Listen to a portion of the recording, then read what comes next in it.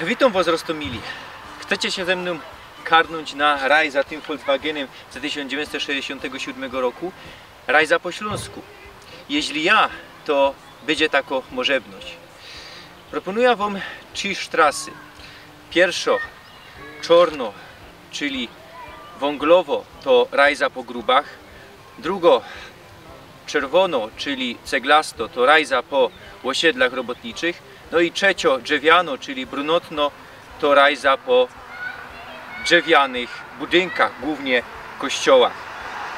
Każda trasa ma 100 km, a ostatnio drzewiano nawet 200. Każda ponad 100 km, a drzewiano 200 km. Jak się karnąć ze mną? No, musicie zadzwonić. Wszystkie informacje, telefon kontaktowy w opisie. No i wiele to kosztuje też w opisie. Myślę, że jeśli wy będziecie chcieli bardziej poznać Śląsk i ze mną pogadać, to jest to dobra propozycja.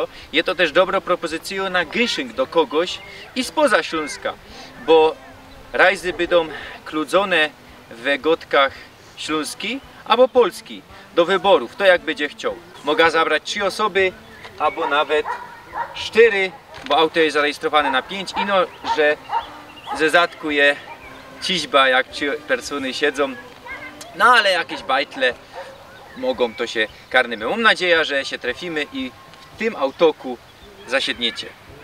Toż widzimy się, ja